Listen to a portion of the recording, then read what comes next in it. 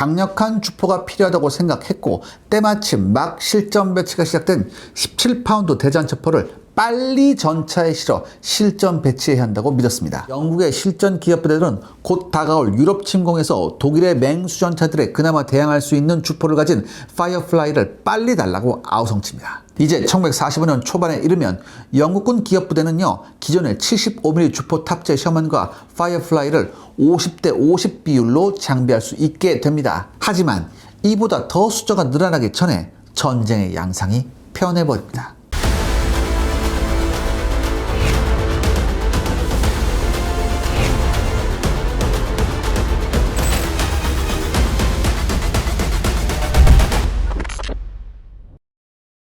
전쟁의 양상이 변했다니 무슨 말인가요? 네, 이 독일군의 맹수 전차들 자체가 보기 힘든 멸종 위기 동물이 되어버렸기 때문이죠. 1945년 봄에 이르면요, 독일 기갑부대 전력은 거의 바닥을 드러냅니다. 그리고 오래지 않아 독일군이라는 존재 자체가 문자 그대로 소멸해버리죠. 5월이 채 열흘도 지나지 않아서 독일이 항복해버립니다. 그리고 특히 영미 연합군과 싸우던 서부의 독일군은요, 항복 명령이 떨어지자마자 득달같이 영국군한테 항복합니다. 다시 말해서 17파운드 포가 독일군에게 불을 뿜을 일 자체가 끝나버린 거죠. 때문에 1945년에 파이어플라이의 출고량은 크게 줄었고요. 5월에는 마침내 생산이 완전히 중단됩니다. 그래도 전쟁이 끝날 시점에서 파이어플라이의 총 출고 숫자는 2346대에 달했습니다. 물론 이 숫자에는요, 논란의 여지가 있어요. 일부에서는 2130대라고 주장하기도 하거든요. 어쨌든 2100대 이상이 생산된 것은 거의 확실합니다. 이렇게 해서 전쟁 말기에 짧고 굵게 타오른 파이어플라이는요, 전쟁 뒤에는 영국에서 잠깐 운영하다가 빠르게 퇴역합니다. 전쟁이 끝난 뒤에는 대량의 전차가 필요하지도 않은 데다가 센츄런이나 코메트 등의 더욱 우수한 영국제 전차가 등장하죠. 무엇보다도 17파운드 포와 셔먼의 조합을 가지고 2차 대전 후 찾아온 냉전 속에서 강력한 소련 기갑부대와 대치하기에는 너무도 역부족이었습니다. 하지만 인도나 레바논, 이탈리아, 로디지아, 그리고 남아프리카나 네덜란드 등 꽤 많은 나라들이 영국으로부터 파이어플라이를 넘겨받아 잠시 실전에 운용했습니다. 그리고 일부는 1970년대까지 실전에서 운용되었죠. 흥미로운 것은 미국도 하마터면 파이어플라이를 운영할 뻔했다는 거죠. 자국산 셔먼의 대전차 전투력, 특히 75mm 포 탑재형의 전투력이 독일 전차 상대로는 충분하지 않다는 사실을 노르만디 상륙작전 이후에 뼈저리게 깨달은 미군은 그 대안으로 내놓은 76mm 전차포조차 만족스럽지 못하다는 사실에 거의 멘붕 상태에 빠집니다. 그래서 이 문제를 해결할 대안 중 하나로 파이어플라이를 영국으로부터 공급받기로 했던 거죠. 주문 수량도 2000대가 넘는 상당한 수준이었습니다. 하지만 몇 대만이 완성돼서 미국에 넘어가 테스트 받는 과정에서 결국 모든 주문이 취소됐죠. 왜냐? 전쟁이 끝나버렸기 때문입니다. 게다가 원래 17파운드 포로 대체될 예정이었던 76mm 전차포도 당시 최신형의 고속 철갑탄인 HVAP를 장전해 쏘면 어느 정도는 쓸만한 위력이 나왔습니다. 때문에 미군은요, 결국 파이어플라이를 채택하는 대신 76mm 포를 갖춘 셔먼의 최종 개량형 M4A3E8 일명 EG8에서 만족하기로 한 거죠. 그런데 셔먼은 차체가 여러 종류인데 죄다 파이어플라이로 적합했을까요? 한때 영국에 공급된 셔먼은 종류에 관계없이 무작위로 추출돼서 파이어플라이로 개조되었다고 알려진 일이 있었는데요. 실제로 그렇진 않았습니다. 영국이 파이어플라이로 개조한 것은 셔먼 1형과 셔먼 5형 두 가지뿐이었습니다. 이게 무슨 소리냐? 2차 세계대전 당시 영국군은요, 미국으로부터 받던 셔먼을 M4는 셔먼 1, M4A1은 셔먼 2, M4A2는 셔먼 3, 그리고 M4A3를 셔먼 4, M4A4를 셔먼 5로 분류했습니다. 아시는 분은 잘 아시겠지만 M4부터 M4A4에 이르는 셔먼의 분류는요, 엔진에 의해 나눠진 것이에요. M4와 M4A1이 항공기용 성형 엔진을 개조한 R975를 사용한 것이고요. M4A2가 디젤 엔진, M4A3가 전차 전용으로 개발된 포드 GAA 엔진이었고, 마지막으로 M4A4가 엔진 부족을 메꾸기 위해서 무려 5대의 트럭 엔진을 하나로 묶은 멀티뱅크 엔진을 장착한 것이었습니다. 여기에 M4는요, 용접으로 차체를 만든 기본형과 뒷부분은 용접, 앞부분은 주조로 차체를 만든 하이브리드형까지 끼어드는데요. 영국은 이것도 셔먼 1 기본형과 셔먼 1 하이브리드형으로 따로 분류했습니다. 이 중 셔먼 4, 즉 M4A3는요, 영국군에서 사용되지 않았고요. 숫자를 보면 셔먼 1, 셔먼 1 하이브리드와 셔먼 5가 가장 많아서인지 이 둘만 파이어플라이 개조 대상에 포함됩니다. 이렇게 해서 개조된 파이어플라이는요, 셔먼 1이 베이스면 파이어플라이 1C, 셔먼 5가 베이스면 파이어플라이 5C로 불리게 됩니다. 여기서 C는요, 영국군이 셔먼 계열 차량에 무장을 불리하게 붙인 부호인데요. A가 75mm 전차포, B가 105mm 곡사포, 그리고 C가 17파운드 전차포를 뜻합니다. 즉 셔먼 1A라면 75mm 포를 갖춘 셔먼 M4라는 뜻인데요.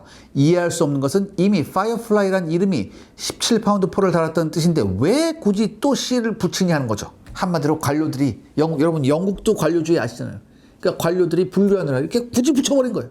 아무튼 이렇게 개조된 파이어플라이들 중 가장 숫자가 많은 것은 다름 아닌 파이어플라이 5C였습니다. 전체 개조량의 거의 3분의 1을 차지했었죠. 이것은 셔먼 5, 즉 M4A4가 영국에 가장 많이 전달됐기 때문입니다. 무려 5대, 즉 이게 기통수로 찾으면 30기통이에요.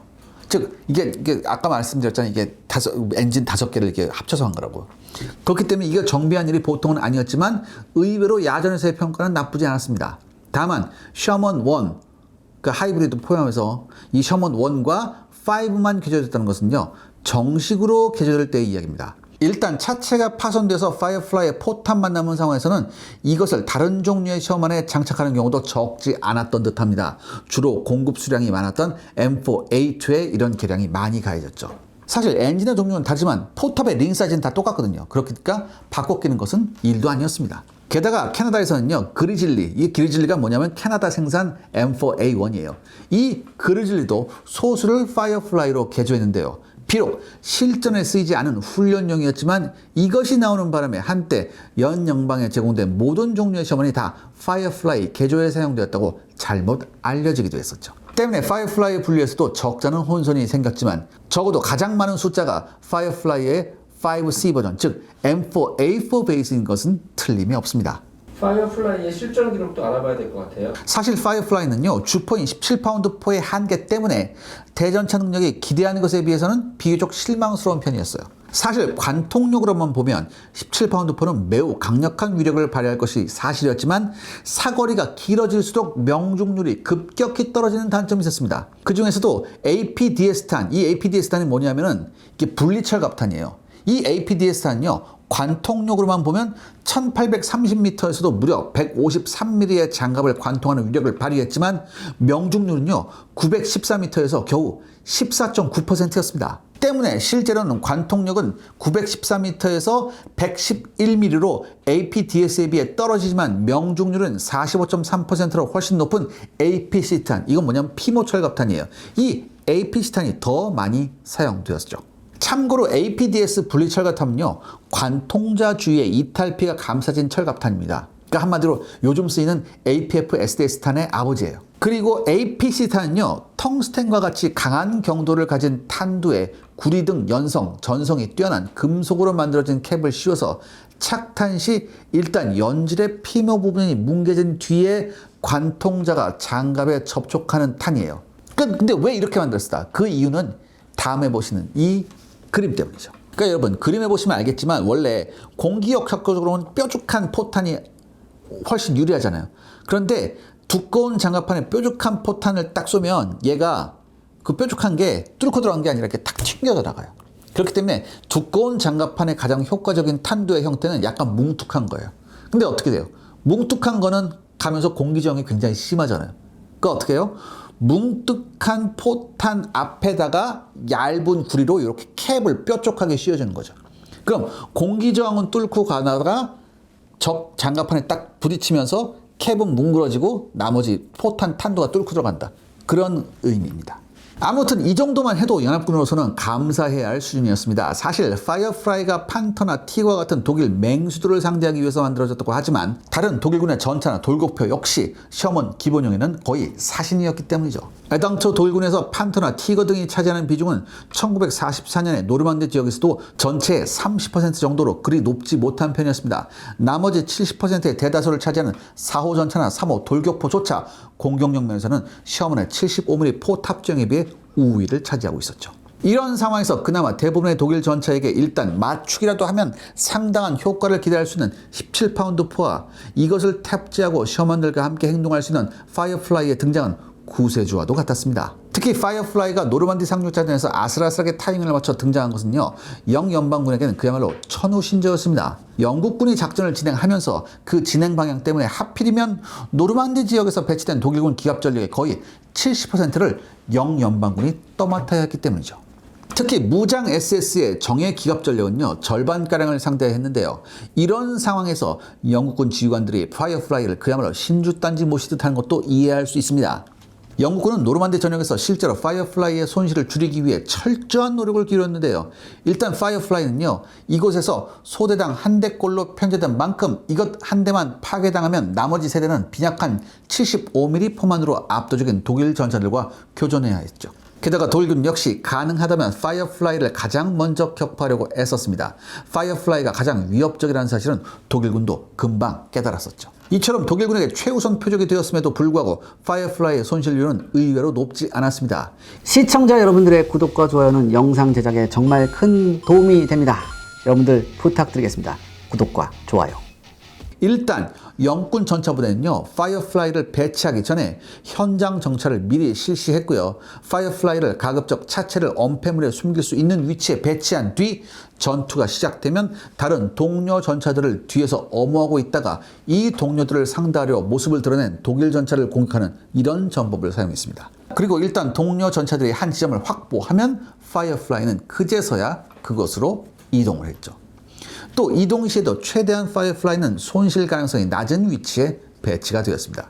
이런 노력은요, 특히 파이어플라이가 상당히 튀는 전차라는 점 때문에 더 중요했습니다. 일단 포신부터 굉장히 길어요. 또 발사 시의 화염도 어마어마했습니다. 한 영국 정차병은요, 파이어플라이의 화염이 어찌나 강한지 발사 직전에 포수와 전차장이 눈을 감지 않으면 화염 때문에 잠시 앞을 볼 수 없을 지경이었고, 두 발쯤을 같은 곳에서 쏴대면 포구 주변에 덤불에서 불이 붙을 때도 있었다고 회고합니다. 게다가 파이어플라이는 주포 화력은 강력하지만 방어력은 기본형 셔먼과 사실상 차이가 없었기 때문에 더더욱 주의해야 했었죠. 어쨌든 이렇게 노르만디에서 운영된 파이어플라이는요, 6월 9일에 반격해온 제12SS 전차연대와 영국군의 대결에서 그 진가를 발휘합니다. 당시 독일군은 12대의 판터 전차를 동원해 캐나다군을 몰아내려고 했지만 캐나다군의 셔먼 전차 9대, 여기에 파이어플라이가 포함되어 있었거든요. 이 9대는 진격해오는 판터 대열의 측면을 공격합니다. 그리고 이 12대의 판터 중 7대를 격파하죠. 그리고 그중 5대는요, 단 한 대의 파이어플라이가 겨우 6발의 포탄만을 발사해 격파한 것이었습니다. 어마어마한 전과죠. 6월 13일에도 단 한 대의 파이어플라이가 미리 준비된 방어진지에서 판터 전차를 무려 5대나, 그것도 5발만으로 격파합니다. 이 중 2대는 무려 800m 거리에서 격파한 것이었습니다. 그러니까 전술적으로 잘 운용만 된다면 파이어플라이는 상당한 위력을 발휘할 수 있었어요. 하지만 아마도 파이어플라이가 얽힌 가장 유명한 전과는 1944년 8월 8일에 나왔을 것입니다. 이날 영국군 제144 기갑대대는 독일군의 제101 중전차대대 소속의 티거-1 전차들과 교전을 벌였는데요. 이 과정에서 파괴된 티거 전차들 중 한 대가 나중에 아주 유명해집니다. 바로 0075, 즉 독일의 유명한 전차 에이스인 미하일 비트만이 탑승한 전차가 파이어플라이의 포격으로 파괴된 것이었죠. 미하일 비트만의 탑승 차량이 무엇에 격파되었는지에 대한 논란은 한동안 시끄러웠고요. 얼마 동안은 전폭기와 폭격에 의해 사망했다는 이야기도 돌았습니다. 그런데 현재는 일단 파이어플라이의 포격에 의한 것이라는 설이 가장 유력합니다. 다만 당시 비트만 탑승 차량에 포격을 가는 파이어플라이가 한 대가 아닌데다 일부 차량은 150m라는 근거리에서 포격을 가했다는 주장도 나오는 등 어느 파이어플라이에 탑승한 누가 비트만 격파의 당사자인지는 아직도 논란이 있는 상태입니다. 아무튼 당시 상황이 어쨌든 파이어플라이는 본의 아니게 독일 최고의 전차영 중 한 명을 저승으로 보내버리는 전차라는 영예를 안았습니다. 파이어플라이는 생산량이 노르만디 전선에서 최우선적으로 배치됐고 그 뒤에도 대부분 북서유럽 전선에서 주로 운용되었습니다. 하지만 이탈리아에도 어느 정도가 보내져서 실전을 겪었습니다. 이탈리아 준노 독일군도 숫자는 적다 해도 판터나 티거 등을 이용해 연합군을 괴롭힐 수 있었기 때문이었죠. 태평양 전선에서도 버마 등에서 영국군이 작전을 전개하긴 했지만 파이어플라이가 파견되었다는 이야기는 없었습니다. 사실 파견될 이유가 없는 것이 왜냐? 일본군의 기갑 전력은요, 셔먼의 75mm 포도 과잉 대응이 아니라는 생각이 들 정도로 빈약한 장갑을 가진 차량이 대부분이었기 때문이었죠. 1945년에 조차 유럽에서는 완전 퇴물이 된 M3 그랜트 전차가요, 일본군 상대로는요 막강한 힘을 과시하는 상황이었습니다. 이런 상황에서 파이어플라이는 해도 너무한 거였죠. 자, 여기까지는 영국군의 사정을 살펴봤는데요. 그렇다면 미군은 어떤 물건으로 독일의 맹수들을 상대했을까요?